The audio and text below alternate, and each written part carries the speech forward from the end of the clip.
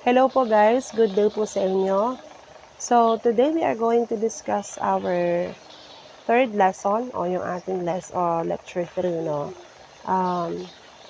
If you remember po, ito ay na-upload ko na and supposedly ito ay napag-aralan nyo na during your asynchronous schedule. However, it's my delight to actually discuss further or i-highlight yung pinaka-important details ng ating third lesson.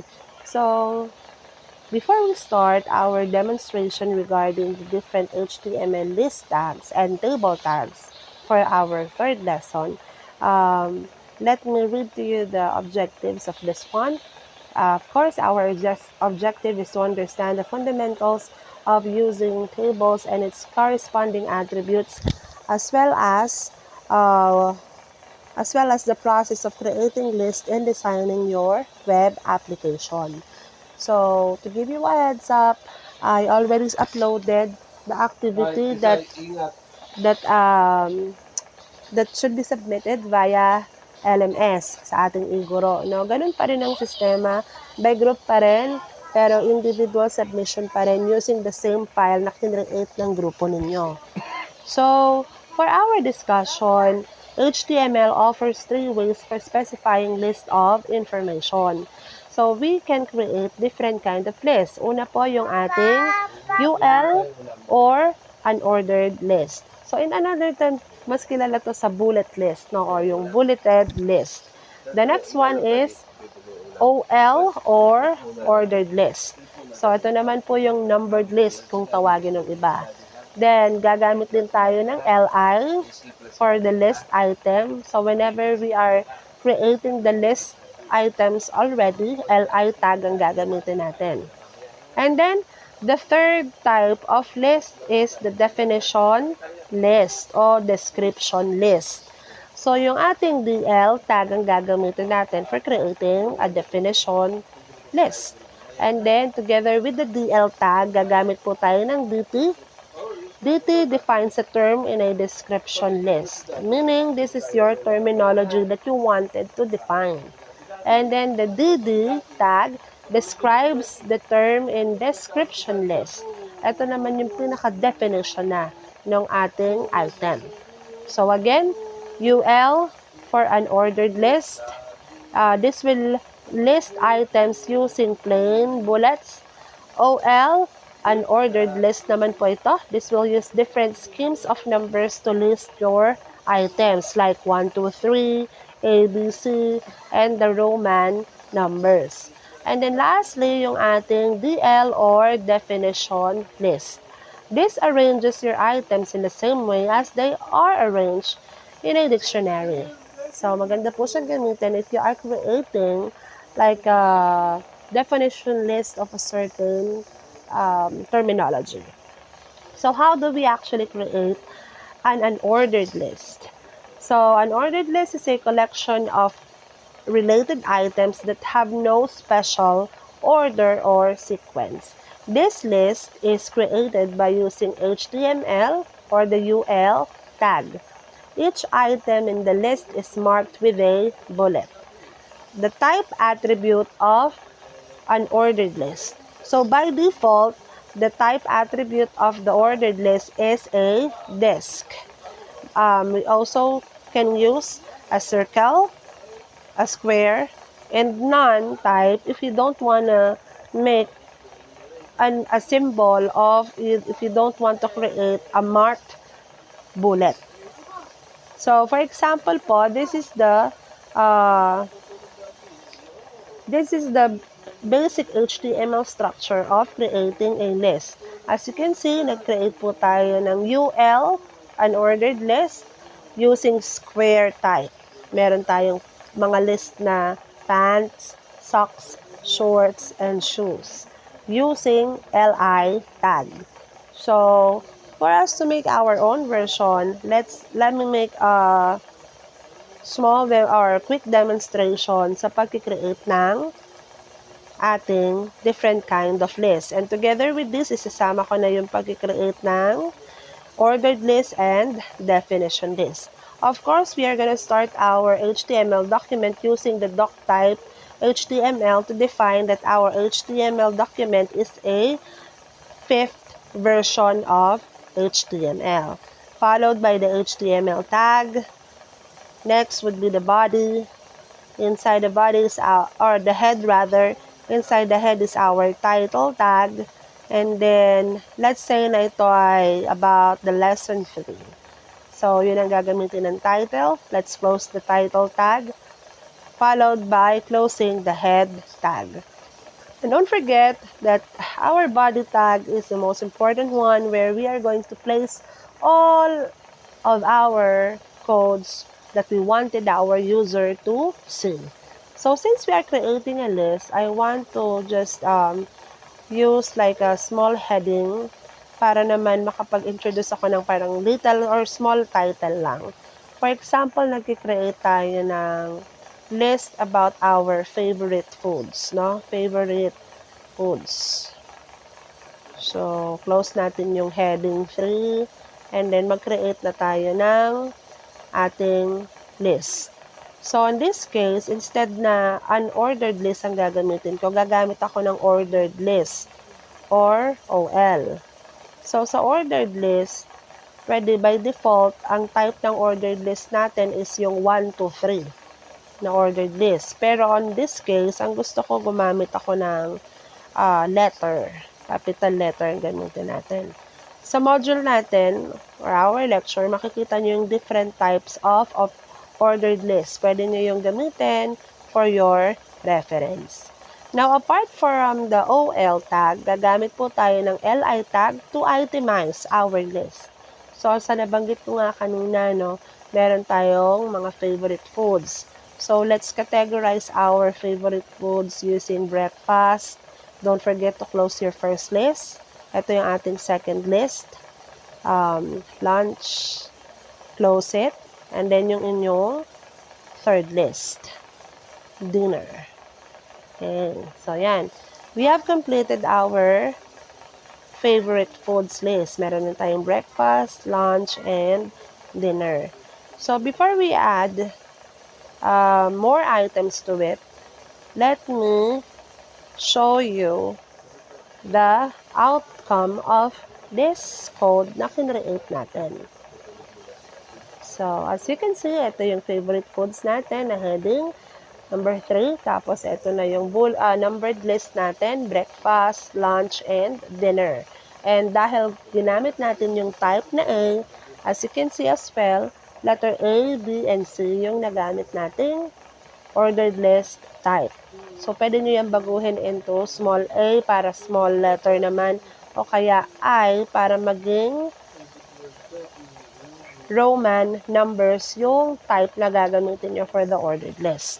So, ganun lang po kasimple. Meron tayong OL opening tag at meron tayong closing OL. Dito sa loob ng dito sa loob ng element natin na ordered list, gagamit tayo ng LI to itemize the list that we wanted to include on our ordered list. So, for example, ma'am, gusto ko po mag-add pa ako ng mga list na kung saan, doon sa breakfast, i-add ko po kung ano naman yung mga favorite ko pong pang-almusal or for pang-breakfast. So, gagamit tayo ng tinatawag nating nested list. I-create po tayo niyan. Now, paano po ginagawa yung nested list? Ano pong ibig sabihin ng nested list? Nested list is a list inside another list. So, ibig sabihin, parang in Tagalog, listahan sa loob ng isang lista. So, pangit sa Tagalog, no? So, it's another list inside a list. Then, for that matter, since gagawa tayo ng additional list under breakfast category, gagamit po tayo ng additional tag. Mag-open ulit tayo. This time, instead na ordered list ang gagamitin natin, gagamit tayo ng UL or unordered list. So, i-open natin ang UL and then tab ko lang. Gamit ulit ako ng list. So, sa breakfast, lagay na lang natin yung mga most or yung common breakfast, no, na paborito ng lahat sa umaga. So, egg. Gamit tayo ng egg. Close natin yung first list natin. egg, hotdog. Tapos, samahan na rin natin ng coffee. Yan. Coffee. Biglang nagkaroon ng beverage. So, okay na yon. And then, since we created an open, unordered list, kailangan, huwag nyo kalimutan tong i-close. No? I-close nyo yung UL nyo. Dahil tapos na kayong mag-create ng inyong breakfast list, hanggang dun kayo sa coffee, don't forget to close it. So, ito na yung magiging outcome yan. No? Meron na tayong egg, hotdog, and coffee. So, that's an example of an unordered list. Punta naman po tayo dun sa iba pang example natin or category natin rather. So, yung ating lunch. Ma'am, gusto ko rin po maglagay ng item dun sa lunch po natin. So, pwede po ba na unordered list ulit? Pero this time, instead na yung type niya ay circle, gagamit po ako ng square. Nakalagay po kasi sa lecture, meron pong square na type ang unordered list. So, gamitin natin yon, no? Going back to the process, pareho lang, same process. You just have to repeat it, then change the data that you wanted to be there. So, sa lunch po, for example, sinigang. Sinigang. Next po natin ay nilaga. Nilaga. Mag-add din po tayo ng adobo. Ayan. So, and again, do not forget to close the unordered list. So far, meron na tayong data para sa lunch. Ano na yung itsura nito or output rather? So, eto na. Nag-create tayo ng panibagong unordered list using square type. So, that's how simple you are going to create the basic structure of your HTML elements using ordered list and unordered list. The next thing that we are going to make a sample of is our definition list, no? Kanina, na-discuss natin yun sa ating lecture. So, sa definition list, meron tayong dalawang tags na gagamitin bukod sa DL. The DL tag is the tag that you're going to use to create a definition list. But, aside from that, hindi na tayo gagamit ng LI katulad ng ordered list and unordered list.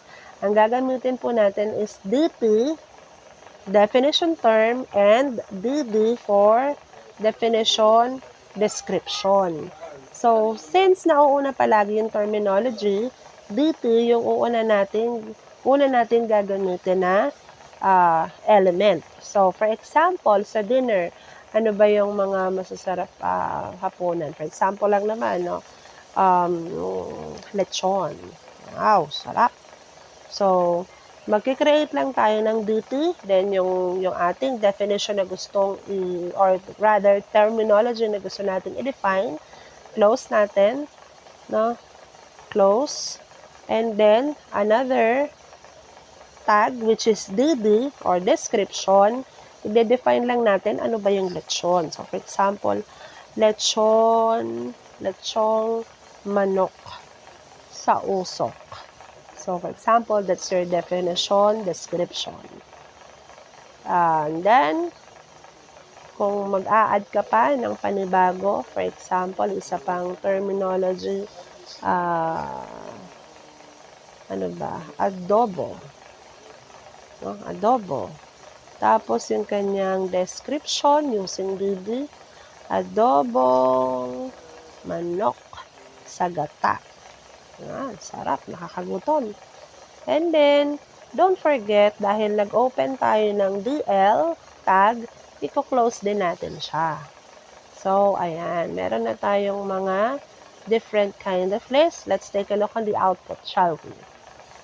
Alright, yan na po yung ating output. Meron tayong unang part natin sa breakfast, yung ating default unordered list. Dito sa lunch, unordered list pa rin using square. Sa dinner, yung ating definition list. Ito yung ating duty. And then, nandito naman yung description. And then, overall, yung breakfast, lunch, and dinner, gumamit naman po tayo ng ordered list. So, yun po yung ating pinaka HTML structure when creating a list. So far, so good. Let's move on to our next topic, which is creating tables. So, sa pag-create po ng table, we have a couple of elements that we need to understand. No? Kapag nag-create tayo ng table, para saan ba ito ginagamit? By the way, when we create tables, HTML tables allow web authors to arrange data like text, image, links, other tables, etc. into rows and columns of cells. Ibig sabihin, we can make an arrangement of different content such as text, image, in a way na hindi masyadong maaapektuhan yung layout niya dahil nakalagay siya sa isang table. No, for example, magkikreate tayo ng 2x2 table. Pag sinabing 2x2 table, meron kang 2 columns and 2 rows. So, when creating a table, directly i-demonstrate na natin. No? When creating a table, you have to use a table tag. So, doon tayo mag-start. Open a table tag, and then you're going to create your first row by using tr tag. So, whenever you create the table structure, lagi po tayong nag-create ng row natin by row. So, parang yung content niya is by row. For example, ganito. So, ito yung ating opening TR. Ilalagay natin sa loob ng TR yung pinaka-content ng TD, na TD. Ibig sabihin po ng TD is table data. So, for example, sa madaling salita, ito yung nagde-define nung laman nung cell mo. At the same time, dito rin na ilalagay kung ilang column ba meron ng table mo. So, for example, maglalagay tayo ng tabular version nitong list natin. No? So, meron tayong breakfast, lunch, and dinner. Now, since yung ating breakfast, lunch, and dinner will serve as the header of our table, instead na TD, gumamit tayo ng TH or table head para siya yung pinakamagiging header ng ating table. So, dito ilalagay ko yung breakfast sa aking first table header. Susunod, another TH, lunch. Then, close natin. And then, lastly, yung ating dinner. Right, ayan. I-close ko lang muna yung ating first row. So, also, isasama ko na yung table. Now, let's take a look. Ano ba yung magiging itsura nitong table natin without modifying the format yet? So, naglagay pa lang tayo ng table tag, tr tag, and th tag. Let's take a look on the output. So, ito yung output niya, no? Andito na yung breakfast, lunch, and dinner. And mind you, naka-bold yung text. Ibig sabihin, naka-highlight siya. Eh, ma'am, bakit po ganyan? Parang wala naman pong table. Wala pong border. Hindi po, parang plain text lang po. It's because by default, ang table, hindi po ito naglalagay ng border. Ibig sabihin, nakaset sa 0 yung border attribute ni table. Now, if you will go back to our lecture, you can change different attributes of your table such as the border or the thickness of the outside border, border color, space between cells using cell spacing, cell padding, space between cell, wall, and content, the alignment of your text inside the table such as left, center, and right, background color, the width of your table, and the height of your table. So, ito yung mga ilan sa mga attributes ng table na pwede nyong gamitin. So, for example, ma'am, gusto ko po may makita akong border ng table ko. Ano pong property yung gagamitin ko? So, ang gagamitin nyo is yung ating border attribute. So, let's go back to our code. And then dito, gagamit tayo ng border. Lagyan lang natin ng 1 na border. So, gaano ba kalaki or ka-thick yung 1 border? So, ganito lang yon. Ito yung pinaka smallest. Then, kung gusto nyo naman lakihan, i-increase nyo lang yung value ng border nyo. For example, 5. So, ganyan kakapal yung border. So, see the difference? Now, going back to our code, ma'am, meron na po akong table header. Ngayon, sa ilalim po nito, gusto ko pong mag-create ng another row para po ma-list ko na yung aking breakfast, lunch, and dinner. So, punta ulit tayo dun sa ating table row. Create tayo ng another tr. And then, this time, instead na table header ang gamitin, gagamit na tayo ng table data or td. So, under breakfast, remember meron kayong favorite breakfast, ang nilagay natin doon ay egg. No? Lagay muna natin yung first column sa breakfast, egg. And then, yung susunod na column, dahil yung susunod na column ay nakatapat sa lunch, ang ilalagay natin doon is pang lunch. So, gamit tayo ng sinigang. Ito yung second column mo sa second row. And then, yung third column, another td, isang dinner. So, gamitin natin lechon. So, ang pagkaka-create kasi nito by row. And then, sa loob ng row, kung ilan yung td na nilagay mo, yun din yung bilang ng column na lalabas. And since ang format natin sa first row is breakfast, lunch, and dinner, kailangan corresponded din yung gagawin mong second row. Tapat-tapat din. Kasi kung hindi, mamamali yung data mo na makikita sa output. So, yan. Nakapag-create na tayo ng second column. Let's take a look at the output. So, ayan na. Meron tayong breakfast, sinigang, and lechon. So, as you can see, automatic na to-change yung size niya accordingly kung anong laman ng inyong table. Kaya kung ako sa inyo, kung gusto niyo na palitan yung inyong width, yung height ng table nyo, gamitin nyo yung width and height na properties. For example, ang width, sabi doon sa definition sa lecture natin, ito ay by pixels. Now, pwede rin kayong gumamit ng by pixel or as far as I remember, percentage ng screen, pwede rin. Pero, kung percentage ng screen ang gusto nyo, gagamit kayo ng percent symbol. So, for example, wag muna tayong gumamit ng percentage. Ito na muna, numeric, 50. So, walang nabago. Ibig sabihin, masyadong maliit yung 50, kaya finalo na lang niya yung content. For example, ay 500. Ayan, no? Medyo lumapad na, no? So, ayan, pixel.